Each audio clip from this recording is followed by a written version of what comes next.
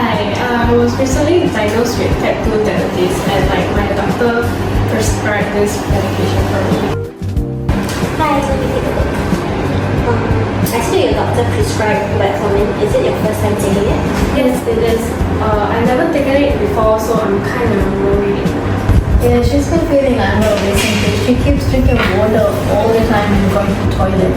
She's been tired and sometimes complains that her vision is blurry. Those are the common symptoms for type 2 diabetes, and metformin is one of the most commonly used medication for managing this condition. What exactly is metformin and why do I need to take it? Metformin is a medication used to treat type 2 diabetes.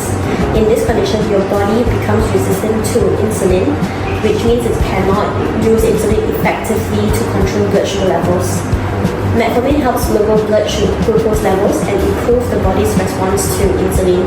It is often the first medication that doctors prescribe because it is effective, safe, and has a low risk of causing low blood sugar.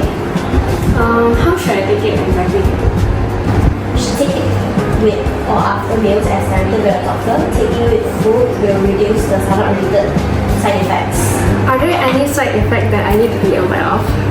Okay, some people might experience mild side effects when they first started taking metformin. These include nausea, diarrhea, stomach discomfort, or loss of appetite. Fortunately, these side effects usually will improve after a few weeks. Will she need to take this medicine forever? Not necessarily. It depends on how well her diabetes is controlled. Some patients are able to reduce their medication if they make significant life changes such as eating healthy, exercising regularly, and maintaining a healthy weight. However, any changes to the medication should be only made under the doctor's supervision. I understand. Is there anything else I need to do besides taking this medication? Yes, medication works best when you have a healthy lifestyle. Try to avoid sugary drinks or food, exercise regularly, monitor your blood glucose level. Here's your metformin ticket as prescribed. Thank you.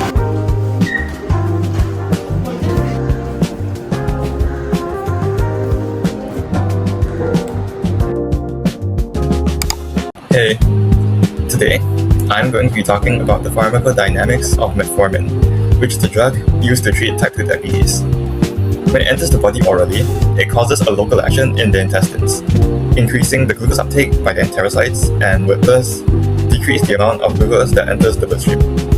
When absorbed, it repairs signaling between insulin and its receptor, increasing insulin sensitivity back to what it originally was. It would enter hepatocytes through the organic cation transporter 1 or OCT1 and would inhibit MGPDH and complex 1 in the mitochondria. MGPDH or mitochondrial glycerol 3-phosphate dehydrogenase is an enzyme that helps recycle NADH to NAD+, and the inhibition of this enzyme would lead to a decrease in NAD+, and a buildup in cytoplasmic NADH. This would prevent the conversion of lactate to pyruvate, as this reaction would eat NAD+. Glucose production would then be decreased, as pyruvate is a precursor to glucose. Complex 1, on the other hand, is an enzyme on the inner membrane of the mitochondria, and its function lies in electron transport chain. Inhibiting this complex would decrease ATP levels in the cell and increase AMP. When the difference between ATP and AMP is large, AMPK is activated. AMPK is the body's natural energy source, and it will help decrease the production of enzymes. These enzymes are necessary in gluconeogenesis as well as glycogenolysis, so glucose production from the liver would be decreased. Apart from this, AMPK promotes glucose uptake by increasing the activity of GLUT4, which is a glucose transporter in the skeletal muscles.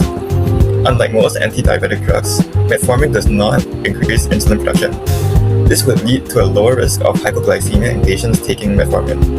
So to recap, metformin causes an increase in glucose uptake by enterocytes in the intestine, increase insulin sensitivity, inhibit complex 1 and MGPDH in hepatic mitochondria, and activate AMPK, which would help decrease blood glucose by decreasing glucose production in the liver and increasing glucose uptake by skeletal muscles.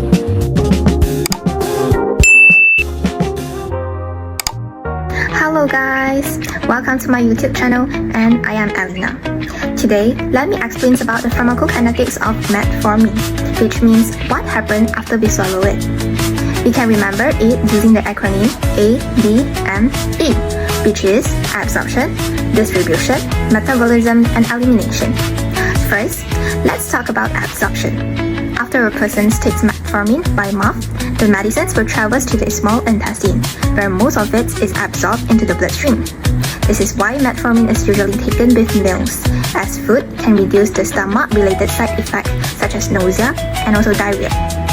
Next is distribution. Once metformin enters the bloodstream, it will traverse throughout the body and reach the important organs such as the liver, muscles, and also kidneys. These are the main place where metformins work to help to control the blood sugar level. Now, let's look at metabolism. Unlike many medications that needs to be broken down by the liver, metformin is special because it is hardly metabolized at all. It remains mostly unchanged while carrying out its functions in the body. Finally, it's elimination. After metformin has done its job, it is removed from the body by the kidneys and passed out through urine. Because the kidneys are responsible for clearing the drugs, doctors often check a patient's kidney function before and during treatment. So, in simple terms, metformin is absorbed in the small intestine, travels through the bloodstream to different tissue, and is not significantly broken down by the liver and leaves the body through the kidney. Understanding this process helps us to appreciate why metformin is both effective and generally safe for many patients with type 2 diabetes. And that's a wrap for today's video. If you enjoyed it, please help me to click the like button and subscribe if you haven't, and share this to your friends.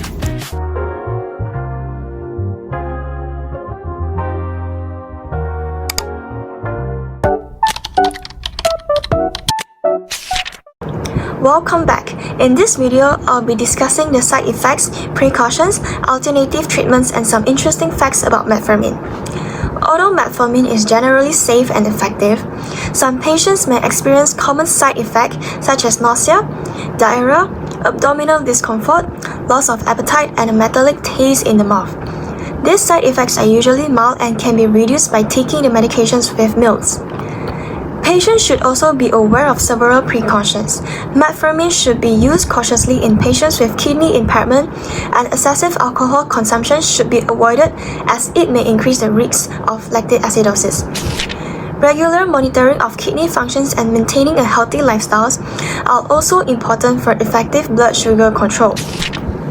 Besides metformin, other treatment options for type 2 diabetes include medications such as gliclazide, sitagliptin, empagliflozin, and insulin therapy.